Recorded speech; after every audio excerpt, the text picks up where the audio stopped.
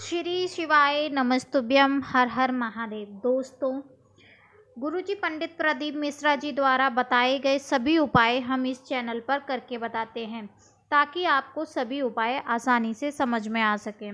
अभी हाल ही में जो कथा चल रही है अमलेश्वर दुर्ग छत्तीसगढ़ में, आज की कथा में गुरुजी ने कुछ ऐसे विशेष उपाय बताए हैं। अगर आपका बच्चा पढ़ने में कमज़ोर है, ज़िद्दी है या आपको कुछ चीज़ प्राप्त करनी है, तो ऐसे गुरुजी ने उपाय बताए हैं जो कि आप कल सुबह शनिवार के दिन वो उपाय करके अपनी जो भी मनोकामना है वो बाबा को बोलकर पूरी करवा सकते हैं। तो वीडियो को पूरा देखिएगा। अगर आपने कथा नहीं सुनी है तो ये 8 मिनट की वीडियो में आप पूरी कथा का रस तत्व प्राप्त कर सकते हैं। तो वीडियो को थोड़ा सा ध्यान से देख लीजिएगा और जो भी उपाय बताए हैं बहुत सरल तरीके से बताए हैं, वो उपाय आप कर लीजिएगा। सबसे पहले गुरुजी ने बताया है कि अगर आपके पास कुछ भी नहीं है, आप ये मत देखिए कि दूसरा क्या कर रहा है, कैसे पूजा कर रहा है, ये प्रपंच में ना पड़ के आप सरल और सीधे तरीके से पूजा कीजिए। क्योंकि जो हमारे महादेव हैं वो भोले हैं, उनको सिर्फ और सिर्फ आपके मन और भाव श्रद्धा की ज़रूरत है, उनको ना कि आपके किसी प्रपंच दिखावे की ज़रूरत है। क्योंकि महादेव दिखावे से बहुत दूर रहते हैं। आपको लग रहा है कि आपकी पड़ोसन ऐसे पूजा कर रही है या आपके रिश्तेदार ऐसे पूजा कर रहे हैं या वैसे कर रहे हैं, आपको जितना आता है जैसे आता है वैसे कीजिए। क्योंकि महादेव को सरल तरीके से पूजा की हुई ज़्यादा पसंद आती है। तो आपको क्या करना है, अगर आपको लग रहा है, गुरुजी ने बोला कि अगर आपको लग रहा है कि आपके पास कुछ भी नहीं है, अब मैं क्या करूं, कैसे करूं, आप अपने पति से बोलेंगे कि हमारे लिए ये सामान ले आओ, हमारे लिए अभिषेक के लिए ये चीज़ ले आओ, वो चीज़ ले आओ।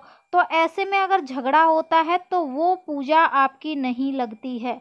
आपके पास दूरबा नहीं है, चलेगा, एक चावल का दाना ले लीजिएगा। आपके घर में अगर दाल नहीं है, मूंग सजा नहीं है तो चलेगा, एक चावल का दाना लीजिए। फूल पाती नहीं मिल पा रहे तो एक चावल का दाना चढ़ा दीजिए। धतूरा नहीं मिल पा रहा, चावल का दाना चढ़ा दीजिए। बेलपत्र नहीं मिल रहा, आप निर्माल्य से उठा लीजिए, नहीं तो चावल का दाना चढ़ा दीजिए। चंदन नहीं है, आप चंदन नहीं चढ़ाइए, जो भी आपके पास है वो चढ़ा दीजिए। समी पत्र नहीं है तो चावल चढ़ा दीजिए। तिल नहीं है आपके घर में, सब कुछ जितनी भी सामग्री महादेव को चढ़ती है, अगर उनमें से कुछ भी नहीं है या एक दो वस्तु नहीं है आपके पास, उसकी जगह पर अभिषेक करने के समय आप अक्षत चढ़ा दीजिए। खंडित नहीं होने चाहिए, क्योंकि चावल तो सबके घर में होते ही हैं, तो भी महादेव स्वीकार करते हैं। चलिए अब बात कर लेते हैं, गुरुजी ने जो उपाय बताया है महाकालेश्वर का, बहुत ही सरल तरीके से वो उपाय करना है। इसमें लेना है सफ़ेद फूल, पीला चंदन, ठीक है। अगर आपको लग रहा है आपका बच्चा बहुत जिद्दी है तो उपाय करना है। उसके बाद आपको 1 लोटा जल लेना है और जल लेकर आपको कहाँ जाना है, महादेव के पास।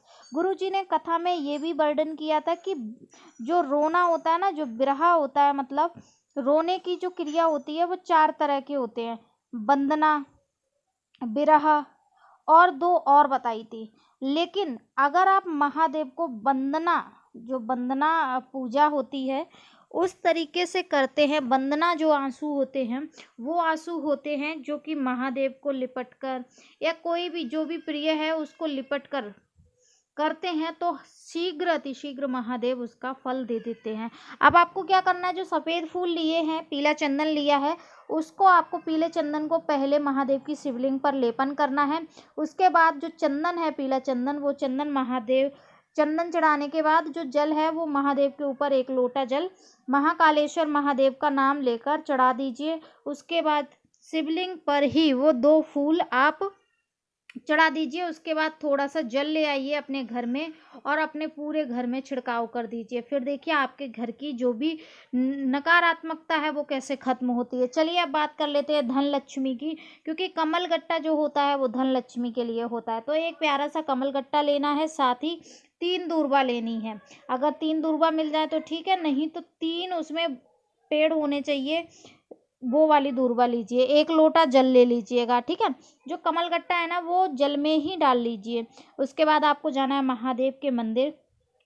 कोशिश करिए कि महादेव के मंदिर में जब भी बैठो ना, तब आप बैठने के लिए आप उत्तर दिशा की तरफ मुख करके बैठना ज़्यादा अच्छा रहता है। और फिर अगर जगह नहीं मिल पाती तो किधर भी खड़े हो जाओ, महादेव सभी स्वीकार करते हैं। उसके बाद क्या करना है, आपको जो दूर्वा है वो अशोक सुंदरी माता के ऊपर चढ़ा देनी है। उसके बाद जो 1 लोटा जल है जिसमें आपने डाला है कमलगट्टा, वो पूरा जल महादेव के ऊपर चढ़ा देना है महाकालेश्वर का नाम लेकर। और उनको बोल दीजिए कि हे महादेव, मेरे घर में धन प्राप्ति के कुछ भी ऐसा रोजगार कर दीजिए, कुछ आमदनी कर दीजिए जिससे हमारा घर परिवार चलने लगे, क्योंकि हमारे घर पे आमदनी नहीं आती है। गुरुजी ने बताया कि 1 रुपये आता है, 1.25 रुपये खर्च होते हैं। पितृदोष होता है आपके घर में, जिनके माथे पर पितृदोष होता है उसको क्या करना है, अगर आपके पास कुछ भी नहीं है, 1 लोटा जल भी नहीं है, तो भी आपको क्या करना है, सीधा महादेव के मंदिर जाओ, एकांतेश्वर मंदिर जाओ, कुबेरेश्वर धाम कभी जाओ, तो वहाँ पर जो दीपक जला जाते हैं, लोग ठंडे पड़ जाते हैं, वो दीपक समेट कर एक साइड रख दीजिए। मंदिर की सफाई कर दीजिए, मंदिर में झाड़ू पोछा कर दीजिए, उससे आपके माथे से पितृदोष खत्म हो जाता है, आज की कथा में बताया है। चलिए अब एक आखिरी उपाय की बात कर लेते हैं। यहाँ पर आपको लेना है लाल चंदन, ठीक है। एक समी पत्र लेना है, समी पत्र अगर नहीं है तो आपको एक चावल का दाना ले लेना है।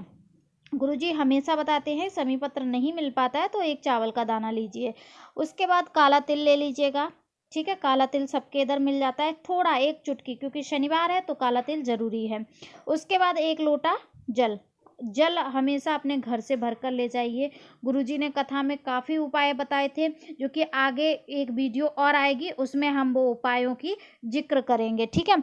उसके बाद आपको क्या करना है, महादेव के मंदिर जाना है, अशोक सुंदरी माता पर वो जो चंदन लेकर जाना है आपको, लाल चंदन, वो लगा देना है।